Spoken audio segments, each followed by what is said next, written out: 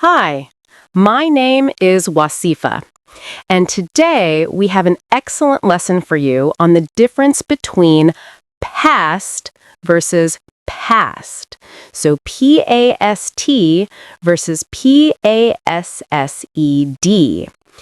Now, you might be wondering, these words, they sound the same. You're right. They are what are known as homonyms, meaning they sound the same, but they have two completely different meanings. Now, this lesson is actually quite important. Native speakers often make mistakes with the difference between past, and so do ESL speakers. So if you're doing a test like the TOEFL, IELTS, it's very handy to know the difference in spelling and meaning, because there is a good chance that you will lose marks if you make a mistake on these. Okay, so to begin with, I will explain past. Now, when I talk about past, I want you to think time. Think time. That's keyword. Think time. When I talk about P-A-S-S-E-D, I want you to think movement. Okay, so think time for past and think movement for past. Okay, so I'll start by explaining the word past, P-A-S-T. Now on this board, it shows that it's a noun, an adjective, as well as a preposition. What past is not is a verb. So verb, no.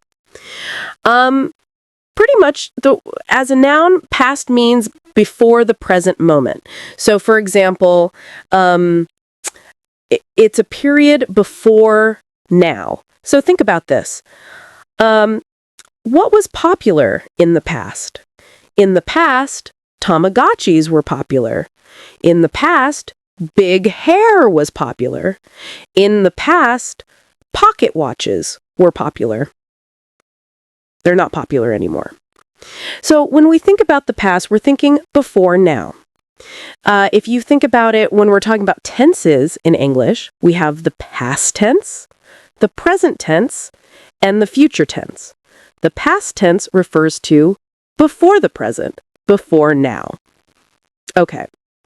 Next, we have past as an adjective. The good thing is it means essentially the same thing as past as a noun. Again, it means before. Currently,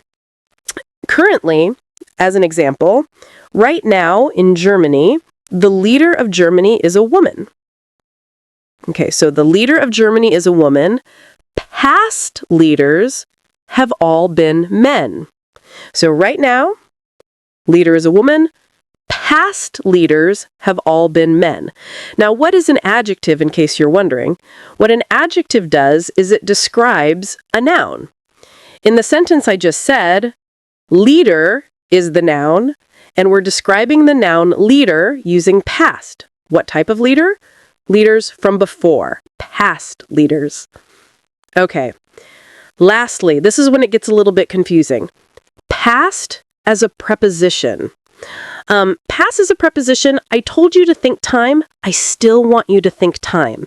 But whereas for the noun and the adjective I was talking about before, when I use past as a preposition, I'm talking about after. So what is an example of this? Well, right now, it's 5:20. This is the time, 5:20. Now, if I want to use past, I can say, when somebody asks me what time is it, I can say it's 5:20. I can also say it's 20 minutes after 5, or I can also say it's 20 minutes past 5. So we're still talking about time here, but in the case of a preposition, when you're talking about the actual time on your watch, you're talking about after, the time after something. Another preposition using past, this one does not have to do with time. So the one time past does not have to do with time. I will give you an example. The house passed the church. The house passed the church. This also means after. What house am I talking about? The house after the church. So when we use past as a preposition, we're talking about after, whereas when we use past as a noun and an adjective, we're talking about before. So now let's talk about past. Again, pronounce the exact same, but spelled differently. Now, what do you notice when you look at this word, P-A-S-S-E-D? That right there gives us a clue. E-D. We're looking actually at a verb. We're looking at the past participle of the verb to pass. As I said before, I want you to think movement. Verbs are actions. They're movement.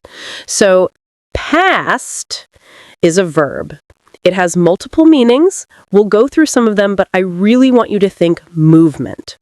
So the first meaning of the verb pass means to go by. I'll give you an example. Did you see what I just did? I passed the board. The board is on my side. I moved past the board. I passed the board.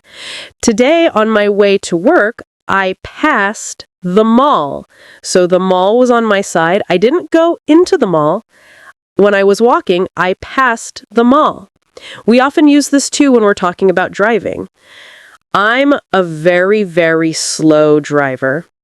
Cars in the other lane, they often pass me, meaning they're driving faster than me. So when I'm here, they move past me, they pass me.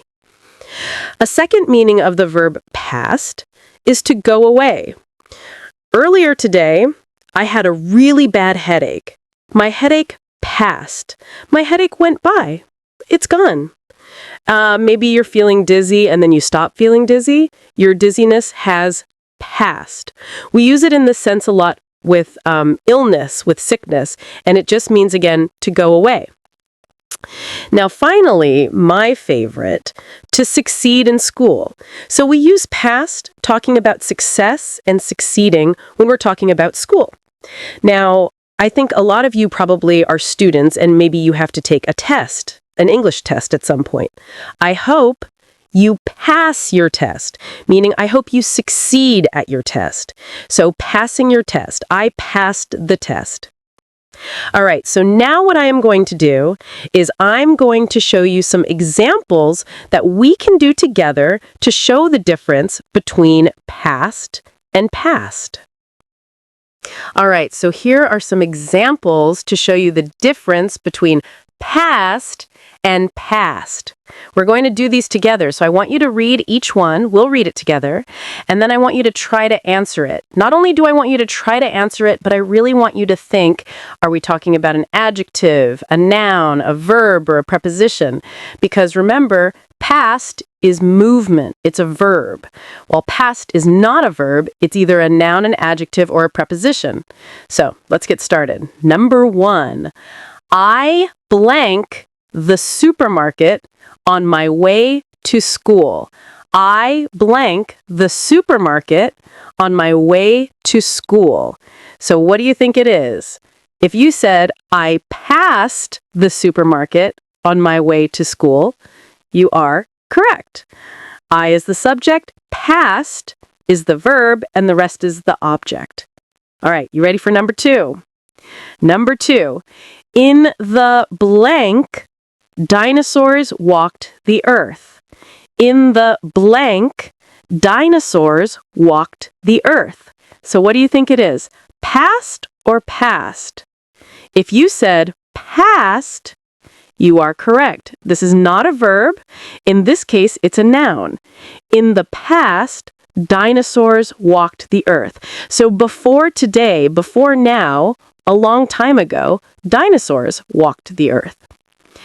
Number 3. Now this example I really like because I used to be an archaeologist. What is an archaeologist? Some of you might be asking. It's somebody who studies old things, old objects, pottery, pyramids. Indiana Jones is a very famous fictional archaeologist. So maybe you've learned a new word today.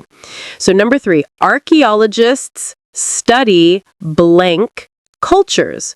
Archaeologists study blank cultures. Do you think it's past or past? Now look at this. Do you see a verb already here? Yes, we have the verb study. So therefore, we know it won't be this one. Archaeologists study past cultures. And my next question to you is, do you think this is a noun or an adjective? If you said noun, you're actually incorrect. It's an adjective because our noun is culture. What type of culture is it? It's a past culture, meaning a culture from before, from a long time ago. Okay, last one. I blank my test by studying blank tests. So what do you think it is? So in this one, we have two blanks. I blank my test by studying blank tests. So the first blank, do you see a verb in this first section? We have a subject, an object, but we don't have a verb. So therefore, we know it's going to be past. And which meaning of past is it? It's to succeed at a test. So the opposite of fail. I passed my test. That's very good. By studying past tests. So here we have the noun tests. What type of test is it? It's a test from before, an earlier test. Now, this is actually a really good thing to do if you're doing the TOEFL, the IELTS, any type of English test. It's always very good to actually go back and look at past tests. So I hope this has been an informative lesson for you.